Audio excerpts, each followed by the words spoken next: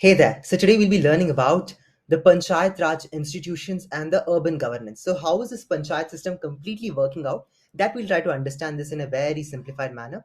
But before I proceed ahead with it, I just want to show you the website of how the entire, especially in Karnataka. I'm from Karnataka, so I feel that I could show you some kind of aspects. I hope you cannot see my camera though, but you can see on how the entire in Karnataka, how the entire Panchayat system is about. Few pictures are here there.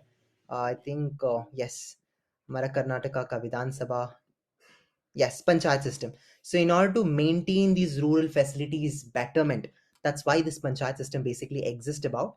And along with it, you can also see other images like, for example, yes, yes, urban development, urban local development, that's very important. Yes, so that's more about the panchayat raj system, just showing you few clips about how this entire panchayat system looks like. That's the reason I took you to the governance ka website, government of Karnataka ka website. Now what is this panchayat raj institution government urban governance? The main objective of this panchayat raj is that, if you observe, it is the backbone of this rural India. Now for example, hamara country mein, our India, the governance happens in three structures. How many structures? Three structure. Structure one, that's about central level. Central level, right, central level, everything happens within the cabinet level. For example, prime minister, council of ministers, finance minister, ministry of women and child development, taking care of all these ministries. Similar way, then comes our state level. State level, even in state level also, we have a chief minister, right? In central level, we have prime minister. We have what? We have a governor, not governor, president. In state level, we have a chief minister. We have a governor. We have their own council ministers to look into state matters. Now, to look into the rural matters, who is very much in charge of? That's called Panchayat Raj system. That's the main entire concept what we're going to discuss today. Now, you understood this? That's the first pillar of crossing that entire path of Panchayat Raj system. Now, the backbone of rural India is called Panchayat Raj system. Now, what is the backbone of rural India? That's Panchayat Raj system. Now, if you observe the views on Gandhiji on Panchayat Raj India is that, see, Gandhiji always advocated and promoted for the upliftment of especially Panchayat Raj system. Gandhiji always supported for it.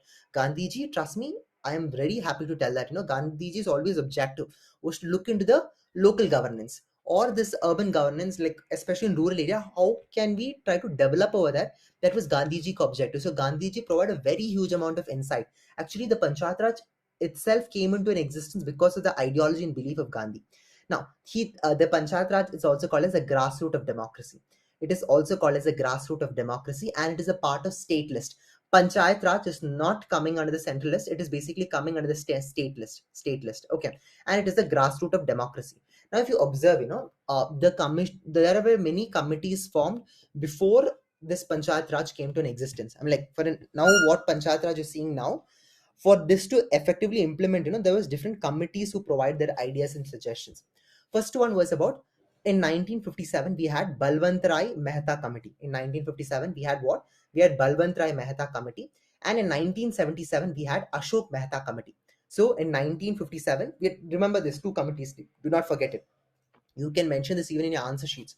Balwant Rai Mehta committee and Ashok Mehta committee. What these committees did, it's not much important for you to know, but you must know what is the entire function of planning Raj, Panchayat Raj institution. That is very important. But you can also mention that the ideas and suggestions for the welfare of the Panchayat Raj institution was also taken from the Balwant Rai Mehta committee, which was in 1957, Ashok Mehta committee, 1977. So these are the two important components which you need to learn. Now, if you look into a panchayat system, I've just put up this table-like thing. Okay, now we had Zilla Parishad, we had Panchayat Samiti, and then we have Gram Panchayat. So what is this Gram Panchayat? Gram Panchayat is called village level. So in village level, that governance is basically taken care by whom? By whom? By Gram Panchayat. By Gram Panchayat. Then we have Panchayat Samiti at the block level. Or it could be like within the state level, it's basically divided into different wards, For example, if you can see my circle page, a circle image only, you can see it can be divided into different parts. Now, in order to look into these parts, we can even have block level, that is Panchayat Samiti, and overall as a district, that was basically in charge by Zilla Parishad. So if you want, you can mention that there are three important pillars under Panchayat Raj institutions: Gram Panchayat, second one is block level Panchayat Samiti, and then Zilla Parishad. Three important things you can mention. Now let's learn what is the role of Panchayat Raj institution and for the welfare of the women. What has basically Panchayat Raj institution basically suggested. Now, they can participate in election and further national democracies also. Now, even in panchayat level, when I am selecting my leader, now panchayat means rural people are there. Rural people, one head will be there. He is called, sarpanch. He's called as a sarpanch. Now, when we are selecting a leader among a local level, there is an election conducted. So there's a form of democracy also involved over there. Now, second thing, it is participation in rural development. Why panchayat system came here? I hope you can see this picture. This picture itself conveys that there should be a rural development. That's the reason Panchayat Raj institution came. Participation in decision making and policy making, very important here. What kind of decision making can we do? What kind of development can we do? What kind of policy things can we implement in these places? That was basically discussed in this Panchayat Raj system. I just took you into the same image, no? The same image itself. You can't see me over here, but yes, you can see this website over here. Now, this website itself very beautifully says about what kind of development can we do. All this basically comes into an existence basically because of Panchayat Raj. Now, it's an agent of social change, a transformative change. You can mention all these in your paper. A reduction in corruption and violence. So they want to reduce corruption and violence. That's the reason even at local level they're trying to build up all this kind of Panchayat Raj system. Now, enhancement in participatory democracy, elections, which I already mentioned for you. Now, women issues are recognized, increase in self-help group and atrocities against a girl child are basically reduced. Now, what happened? Women issues have been recognized. How are women issues recognized? Just imagine, Hamara rural areas, if you go, there are many kind of atrocities faced by women, domestic violence, domestic abuses, many other problems. But the problem is that who are going to identify such kind of problems? Is it you or is it me? No, neither both of us. But we require a government body, governance body within that level. That's the reason this Panchayat Raj itself, especially Panchayat Raj institutions, taken up that responsibility of supporting women. That's the reason they've bought this self-help group. If chance, if anytime you visit Kerala, you'll find this Kudumba Shri. It's a group of women come together. They even actually they make pickles together. They sell together. Why? Because they're even trying to promote the small business over there. I remember in my village, they used to government used to give so much plants to every house, and then they have to keep up all these plants for their welfare development. So that is actually bought by rural government, like especially this Panchayat Raj itself. They try to support women in that way, and they also give loan facilities. Many things are there, incentive facilities, many things are there. And what are the atrocities faced by women that also can be raised in such kind of institutions? Now, if you raise it, surely there's a possibility of getting justice. Not a possibility, surely there are chances for getting, there will be chances of getting justice. That's what I want to tell. Now let's see what are the challenges of Panchayat Raj institution. Now we can see sometimes there's a political intervention. Yeah, that's true. Political intervention happens in Panchayat Raj institution. That's true. Second thing, lack of political awareness, and especially rural area, no, people don't give that kind of importance to Panchayat Raj and all. That happens not to every village, but Kerala and all is very strong. But some villages they don't give much kind of importance. That awareness is not there. Third thing is about illiteracy and low standards of education. That is a problem. Yeah. Now, for example, if I am the leader of my clan and I am not illiterate, how can I understand the problems of my people here? So education is not there, but I cannot tell that no, we should keep a fixed education qualification. That's not possible. Why? Because our country itself is lacking in terms of education, right? Especially rural people. So there, if you put in education qualification, nobody will be there in this institution itself, right? Fourth important thing, lack of formal training. Biggest problem with governance. Yeah, whenever I do my internship in governance office also, I can see that these ministers are not currently given any kind of training. That's very bad. 5 years tenure may once in a blue moon they might give in their first year tenure training. Sometimes even that is also not given. Directly oath office, go sit and work. That is what said. But I recently spoke to one of the ministers. He was telling that, Pawan, see, I find lot of difficulty in governance because we take at least first 3 years to understand how the entire governance works because there's no kind of training provided.